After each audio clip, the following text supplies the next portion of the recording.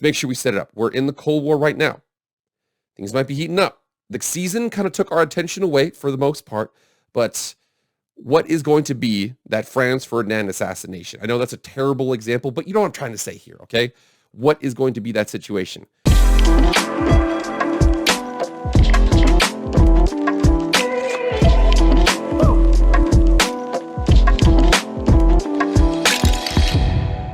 What is up, everybody? It is Jake with Master of Football, back at it again. Happy Thursday. Thank you so much for being here. If you want to be up to date on all things college football, EA college football, pro football, Madden, anything related to American football, hit that red subscribe button. You will not be disappointed.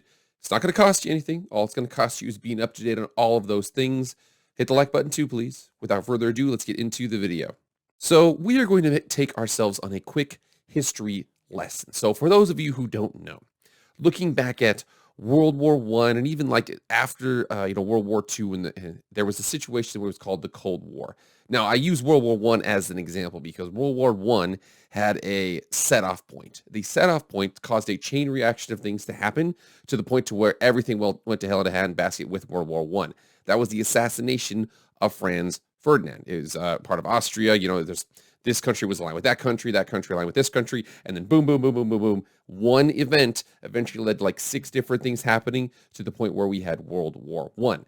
That is the moment we are currently waiting for in college football right now, because right now, conference realignment, and I'm telling you, we're back to that right now. I know that football's happening right now, so it's kind of, it hasn't gone away, but it hasn't been in our forefront right now. But with conference realignments, we are definitely in the middle of the Cold War. I don't want to say the middle of the Cold War. It appears that we're getting closer to the end to a hot war. But like I said, for right now, Cold War, but we've got a couple things happening. You can definitely tell that there is still a war going on. From Nicole Auerbach of The Athletic, she comes out and says, Big Ten Commissioner Kevin Warren asked at the SBJ Intercollegiate Athletics Forum in Vegas if he's done expanding the Big Ten. For now. Absolutely crazy. You come in here and check out some of these memes right here. Big East Conference, Mike Oresco, first time, huh? And then George Kliavkoff was like, huh? Yeah, absolutely. Because unfortunately right now, Kevin Warren is he's like Joe Rogan. People act like he's not in charge. He's not the most influential person in the media right now. He is the most influential person in the media right now. I know I don't care about Joe Rogan. It doesn't matter because plenty of people do. In fact, more so than you cannot name one more influential person in the media right now than Joe Rogan. All you can do is be a hater. And anybody who says they're a hater, the second he says, hey, you want to come over on my show? They'd say, yeah. It's that exact situation with Kevin Warren. People say, oh, no, the Big Ten's not the most powerful. The SEC is not the most powerful. Oh, the second the Big Ten's like, hey, you want to come over? Everybody's like, yeah, absolutely. That's what's going on in conference realignment. Kevin Warren is Joe Rogan. People act like he's not in charge. He's the biggest fish in the room. Now, there's been lots of realignment talk here, and especially based off Kevin Warren. And I think a big aspect, and if I'm being honest here, Kevin Warren and his actions with the Big Ten, the acquisition of UCLA and USC, and the potential and already rumored acquisition of Washington, Oregon, Stanford, and California was something that I think that the Big 12 was kind of factoring into their decisions later on, because you're going to see a couple of their comments here from Brett Yormark that lead you to believe that I think he thinks he can get some Pac-12 teams. And again, we've already talked about this ad nauseum on this channel. Go back and watch those videos. I'm not going to circle back on that, but I am going to say I think that's what he thinks he can get. And in fact, if you see the escalator clause in the agreements that he signed, it basically mentioned from ESPN in particular that it would give you a Power 5 escalator clause, no G5 escalator clause. And again, that's from the ESPN money, not from the Fox money. It's very, very complicated. And again, this is one item here.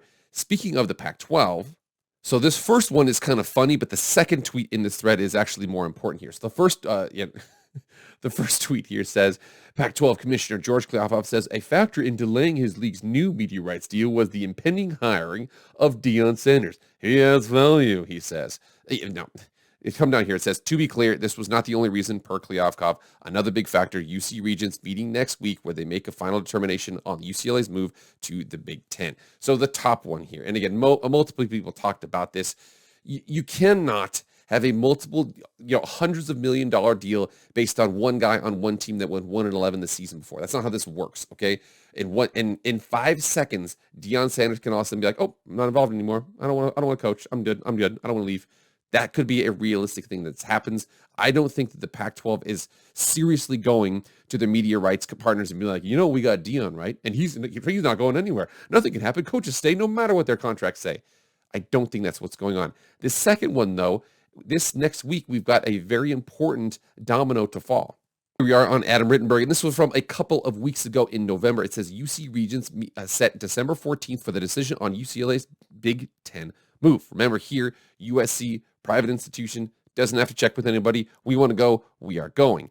UCLA, another partner in the LA region, would help out with a travel partner, would also make things more convenient because, LA, rather than having like Seattle or Portland or the Bay Area, having just one spot out west, it helps out in a little bit of ways. You see the reason why they're talking to Washington, Oregon, Stanford, and Cal is because they want to make sure they can solidify that for the West Coast group. However, USC, UCLA, they're going to make a boatload of money from this.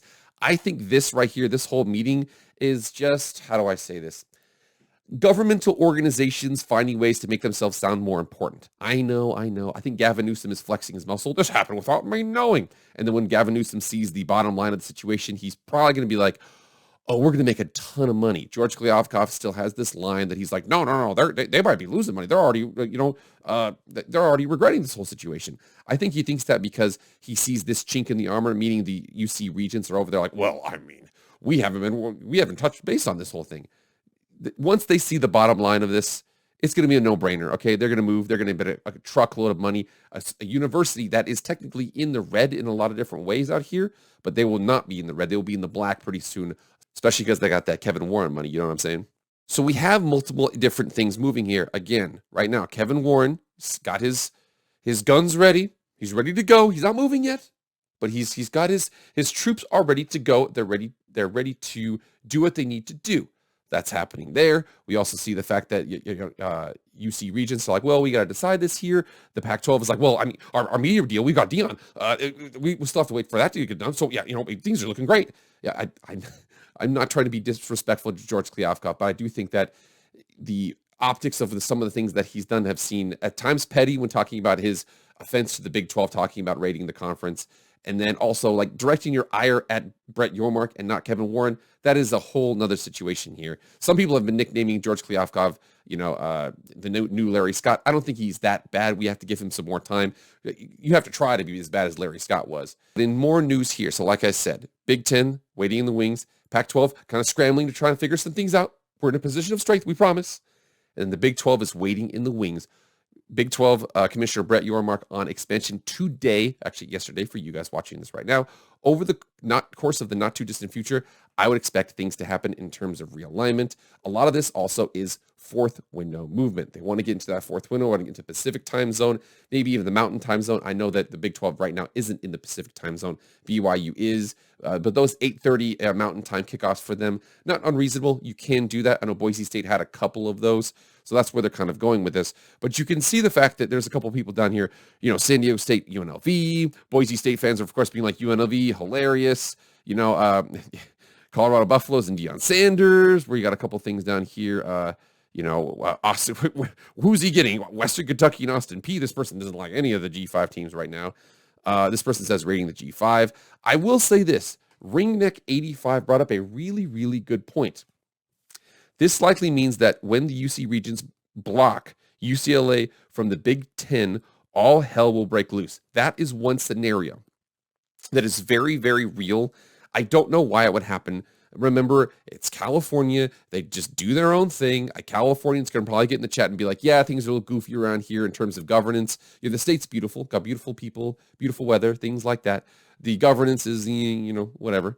But for the most part, they will tell you that, if this were to happen, I mean, think about that. That happens right now. Only USC leaves. So now the Big Ten's at 16. Then they're going to be down to 15 for the 2024 season. They probably need to bring another regional partner. I would not be surprised if that instance, they probably just brought over, they might do a package. They might do 3. They would probably do Washington and Oregon. And then I think they would do Stanford. Big reason why they do Stanford. Stanford is an attractor to bring in Notre Dame at some point eventually. We're already a rival with USC, 2 private institutions, much easier to move than getting Cal. I think that might be, they would lose 1 and add 3. It would be a crazy situation. That could happen here.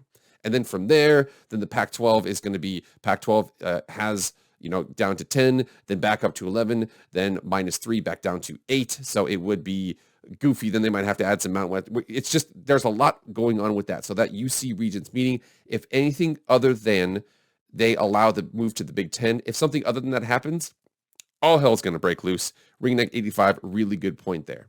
And then here's Tim Brando on Sikkim 365 Sports. I'm telling you, this was a really good little tidbit here. He had this quote from Monday, but he was basically, remember here, I'll give context to this conversation. He covered the Boise State, Fresno State, Mountain West Championship game, which, by the way, had a lot of viewers competing against the SEC Championship game. I'm telling you, they did a pretty good job over there. But he basically said, if you think about the BCS era, Boise State, Utah, TCU, all three of them were kind of involved in that BCS busting. Utah has since gone to the Pac-12. TCU has gone to the Big 12. And then Boise State is still in the Mountain West right now. They have their own exclusive carve-out with the Mountain West. But he was basically saying, I wouldn't be surprised if Fresno State and Boise State are in a new conference eventually.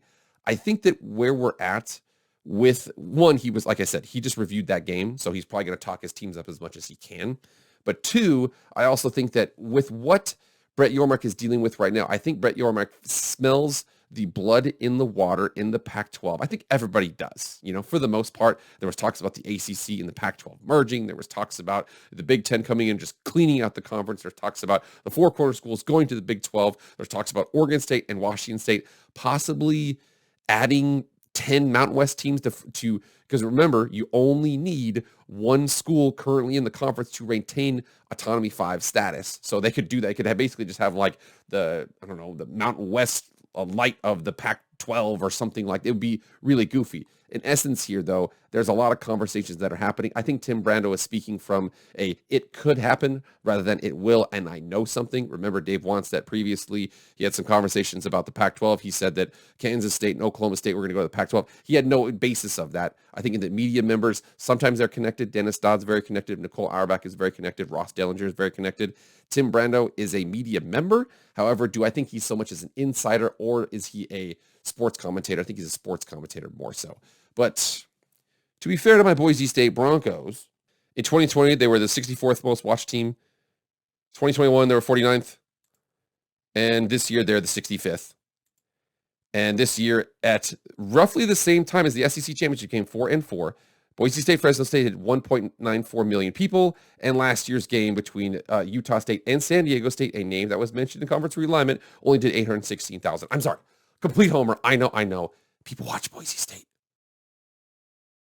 Just add that, please. The last part was just for me. Okay, I'm sorry. I know I'm completely insufferable. You subscribe to this channel because I do a good job. I did a good job to set the stage for what's going on. Again, let's make sure we set it up. We're in the Cold War right now. Things might be heating up. The season kind of took our attention away for the most part, but what is going to be that Franz Ferdinand assassination? I know that's a terrible example, but you know what I'm trying to say here, okay? What is going to be that situation? I'm telling you, one big one, that one guy from Twitter said right there is, I'm telling you, if the UC Regents block the move, all hell breaks loose. Absolutely, positively, all hell breaks loose, okay? That also is in line with, if anything happens with the ACC, I need to see something happen with the ACC before I talk about it with the ACC. It's just too many crazy situations. There's 14 teams. There's all over the place. Could go to the Big 10, go to the Big 12, could go to the SEC. All those things are on the table. So if the ACC, that would be even more stuff going all hell in a handbasket. Whatever happens with the Pac-12 media deal and the UC Regents, there's so many little things that need to happen. But again, we are one pull of the trigger, quote unquote, away from more dominoes falling.